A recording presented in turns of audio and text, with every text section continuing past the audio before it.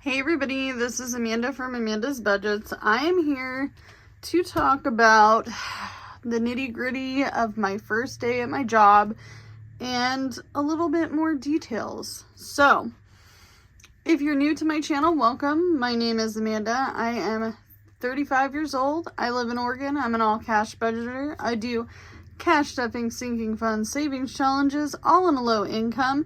If that's something you're interested in, please hit that subscribe button. Leave me a comment below if you are a new subscriber. I am a full-time gig worker, but I also have a regular, now I guess we can call it 9 to 5 because that's the hours of which the business I work for is open. There is a rotating Saturday I do have to work, but it's only until 3 o'clock. So, what's this job gonna entail? What are all the things? First of all, it's a print shop. Second of all, they do shipping.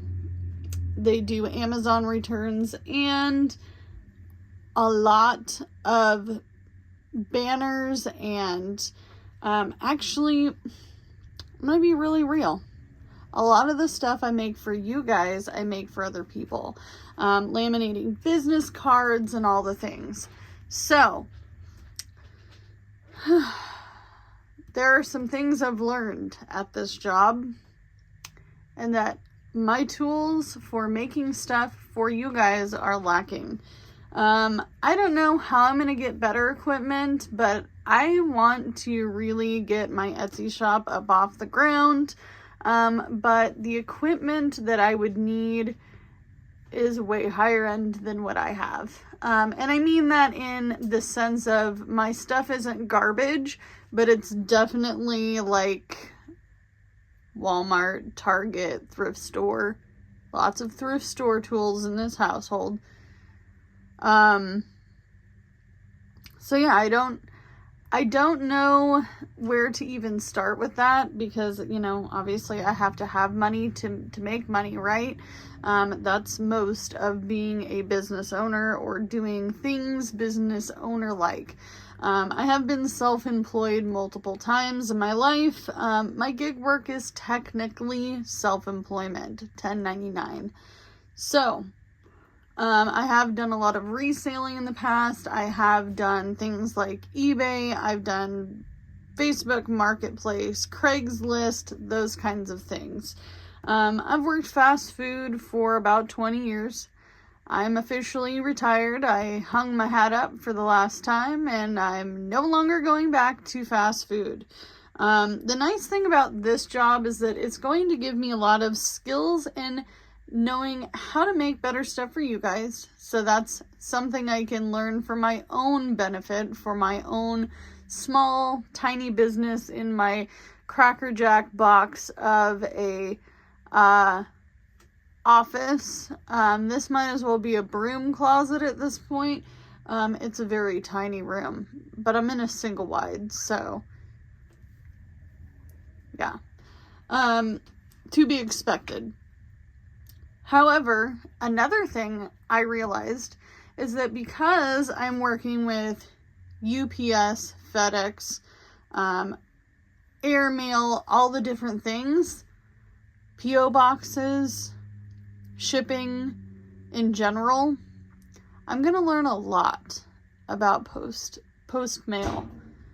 I can tell you right now, with my current knowledge of what I thought the post office does and or what a shipping place does and the time in which people get mail and all the mail processes, and even as a creator, even as a Etsy store owner, I'm a little bit baffled. Just a little bit. So let me explain some of the things that kind of made my brain go crazy. And this video is not going to be long because, you know, I don't want to take up all your time. But here's some things that kind of pissed me off. And not about the job, just about the system in general. I have so many things I'm pissed off about with the system. but we're going to talk about mail. So let's say customer brings package to the post office, to a shipping place. Okay, we're going to go ahead and postmark it, make it pay, put it in the area in which this package needs to go. Let's say it's just a ground shipping, your standard shipping, which is what 99% of us use, unless you're delivering out of the country. If you are an Etsy shop owner, you are a content creator, you send stuff in the mail. It could be Happy Mail, it could be receiving Happy Mail. Maybe you are a recipient of items. You are not going to get it within a timely manner for many reasons. So if you bring me this package, we're going to say this calculator is the package, and I postmark it, and then my boss will say, okay, it's out for delivery. That does not mean that it's going out that day. It does not mean it's going to go out the next day. It means it's postmarked, shipped on that date that you dropped it off. Okay? So it's going to be dependent on specific things. Does the truck that is coming to pick up all the packages for the day, did they have enough room in their truck? If it's a ground, it's not a priority, you didn't send it fast mail at all whatsoever, and you're just doing the 3 different types of standard shipping that we have in our store, at least for, you know, the different companies, whether it be UPS, FedEx, or airmail, whatever that may be, whatever you're picking, whatever you choose. Okay? Unless you're overnighting something, you are possibly not going to get that on time. So when customers ask me where my stuff is, where's my stuff? I haven't received it. I want a refund. Okay? I'm going to tell you this, boo-boo. You live across the United States from me. I live in Oregon. I'm in the corner. I'm in the corner near Washington and California. It's going to take me a while to get that package to you. Just because the mail system is not perfect. It's not perfect. They don't have the room on the truck. It goes to the next truck the next day. And in my tiny town, they only pick up once a day. Okay? In the city we live in, if you don't get it in there before 7 a.m. the morning of, which post office doesn't open till 8 or 9, you're not going to receive or send that package out technically until the next day. So that's what pissed me off.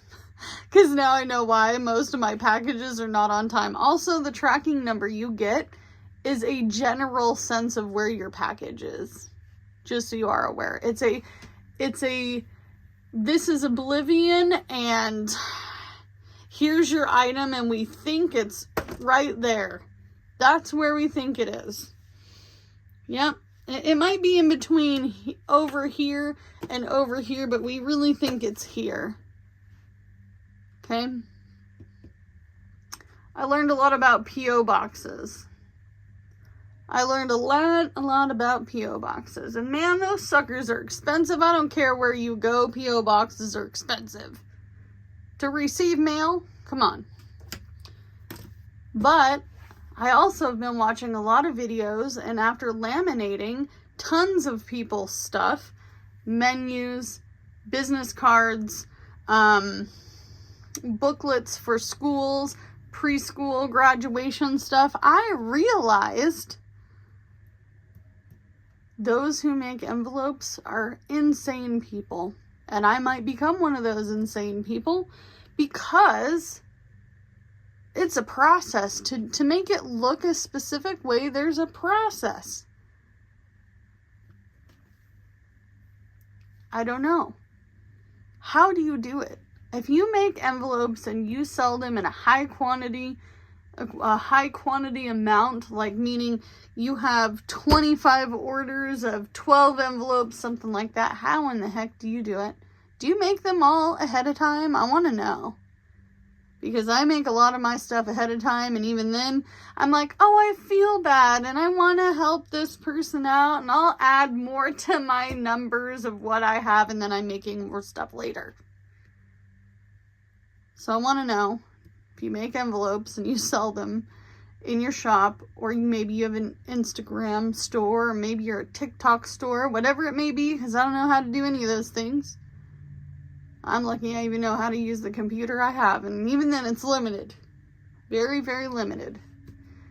But overall, my first day of work was awesome.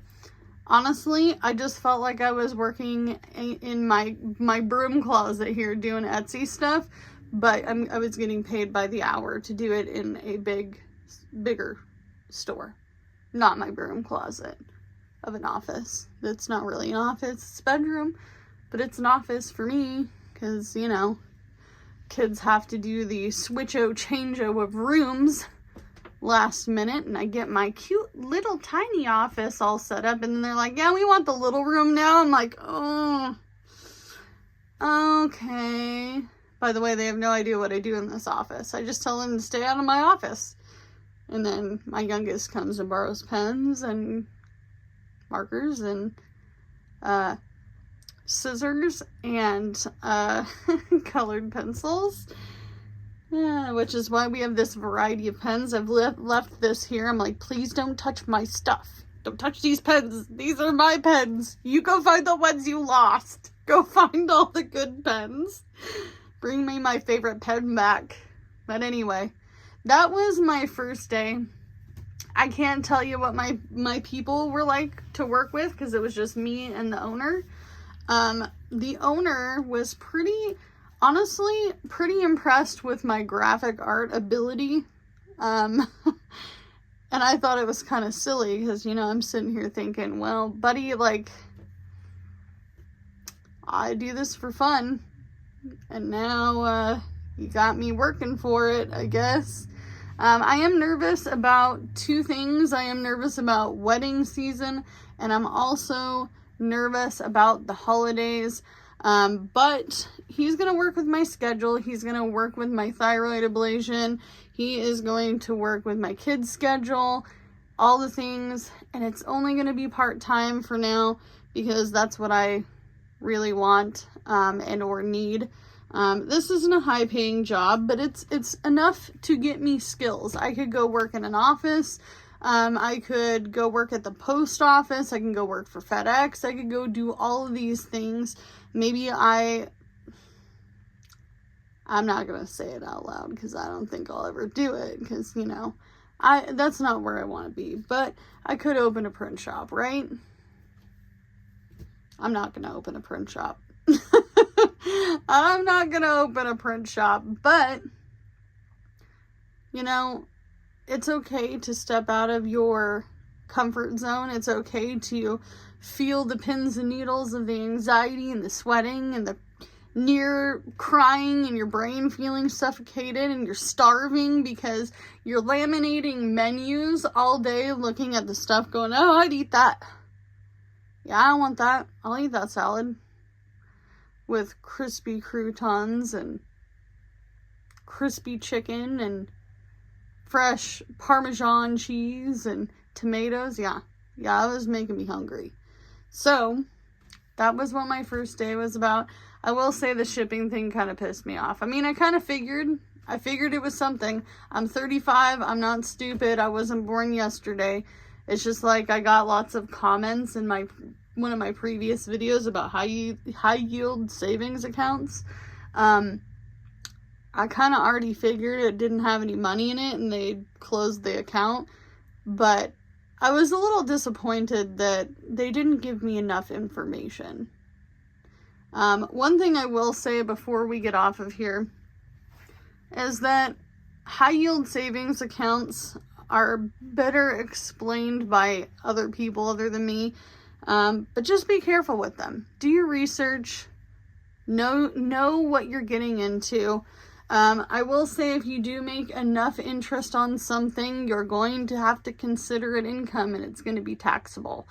So, I don't know what this print shop job will bring me, but I hope it's good. I hope that it's not like herding cats and teenagers. I work with all adults. Thank you. I'm overworking with children under the age of 17, 18 years old, because at least if you're 17, 18, you know what life's about a little bit, and you've possibly worked more than one job. When you're 14, 15, you don't know anything. So, do what you can with what you got, and I'll see you guys in the next one. Bye, guys.